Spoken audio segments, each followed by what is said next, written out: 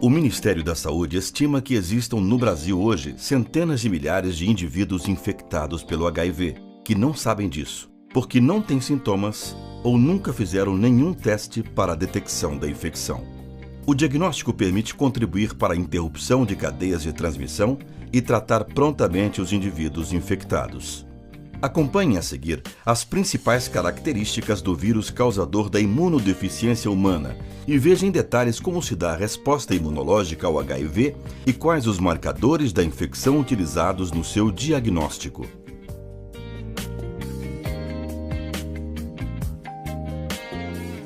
Existem dois tipos de vírus da imunodeficiência humana, o HIV-1 e o HIV-2, classificados no grupo dos retrovírus. Os retrovírus têm seu material genético constituído por RNA e têm a enzima transcriptase reversa. Essa enzima é capaz de transformar o RNA viral em DNA. Esse DNA viral pode então inserir-se no genoma da célula infectada. O HIV-1 e o HIV-2 pertencem à família dos lentivírus, que causam infecções de progressão lenta. Antes de acompanhar como acontece a multiplicação viral, observe agora como é a estrutura do HIV-1. Você pode ver que o genoma do HIV-1 é composto por duas fitas de RNA. Junto a essas fitas, dentro da partícula do vírus, existem três enzimas: a transcriptase reversa, a integrase e a protease. Uma estrutura constituída pela proteína P24 envolve o ácido nucleico e as enzimas, compondo assim o cerne viral. O cerne, por sua vez, é envolvido por uma camada de proteína P17. Ao redor de tudo isso, repare que há uma camada mais externa, o envelope, que contém lipídios e as glicoproteínas GP41 e GP120. A GP41 atravessa o envelope e está ligada à GP120, que é a projeção mais externa do vírus. Essas glicoproteínas serão responsáveis pela conexão do vírus com a célula hospedeira.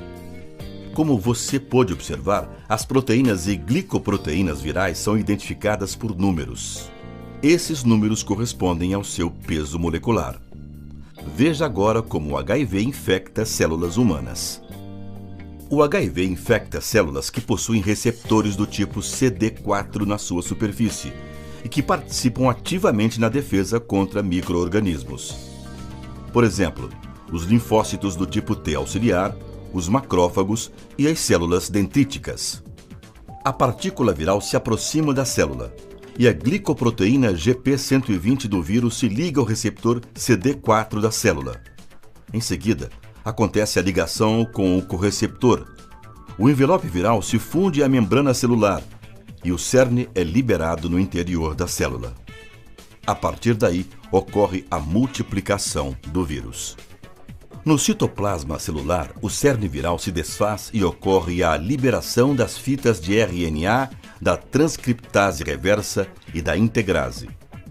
A transcriptase reversa copia o RNA viral e cria uma fita de DNA. Em seguida, a mesma enzima degrada a fita de RNA viral e forma uma fita complementar, originando uma molécula de DNA dupla fita. A enzima integrase se liga a esse DNA e esse conjunto é direcionado ao núcleo da célula.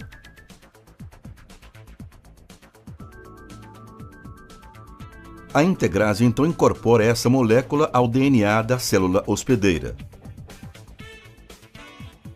Continuando, o DNA viral é transcrito como qualquer outro gene da célula, dando origem a um RNA mensageiro, que poderá ser na forma de fragmentos menores ou ter o tamanho completo do genoma viral. Todas essas moléculas se deslocam para o citoplasma da célula.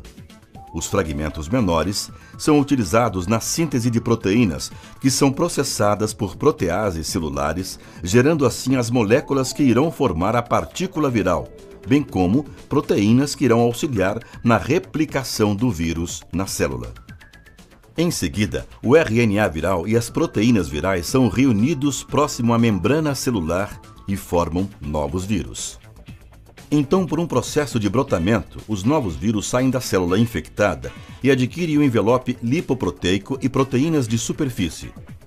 Após o brotamento, a protease viral inicia o processamento das proteínas na partícula viral, o que marca a maturação da superfície, e isto torna os vírus capazes de infectar novas células. Você viu como acontece a multiplicação viral. Começam a circular no sangue as partículas do vírus, que contêm o RNA e as proteínas virais. A partir daí, são produzidos anticorpos contra essas estruturas.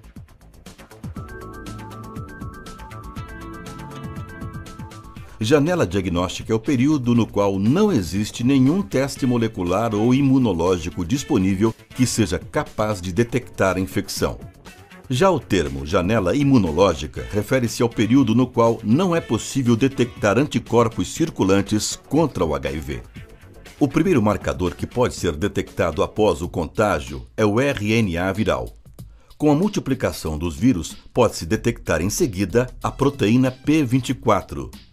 Com a progressão da infecção e da multiplicação viral, começa a produção e circulação de anticorpos contra as proteínas do envelope viral.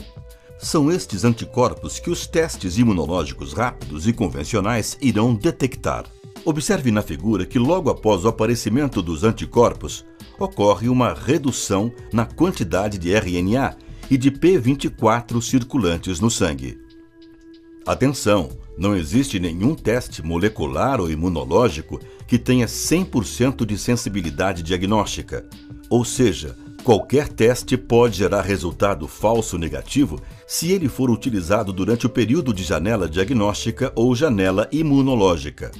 Da mesma forma, não existe teste molecular ou imunológico com 100% de especificidade, por isso podem ocorrer resultados falso positivos.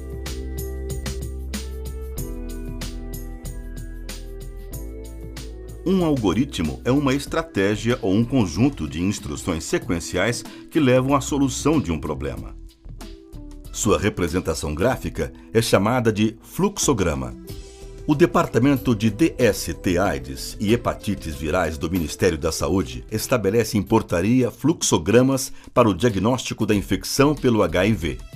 Consulte a Portaria 29, de 17 de dezembro de 2013, para conhecer os fluxogramas definidos para o diagnóstico da infecção pelo HIV no Brasil. Assista às aulas sobre os testes oferecidos pelo Ministério da Saúde para saber mais detalhes sobre as características e indicações de utilização dos testes para o diagnóstico da infecção pelo HIV. E atenção! Consulte sempre a Biblioteca de Apoio Telelab. Seu manual contém informações detalhadas sobre os fluxogramas, leitura e interpretação dos testes e emissão de laudos. Leia todo o material e estude com atenção. Ele é atualizado cada vez que surgem novas recomendações ou metodologias registradas na Agência Nacional de Vigilância Sanitária e validadas pelo Departamento de Doenças Sexualmente Transmissíveis, AIDS e Hepatites Virais da Secretaria de Vigilância em Saúde do Ministério da Saúde.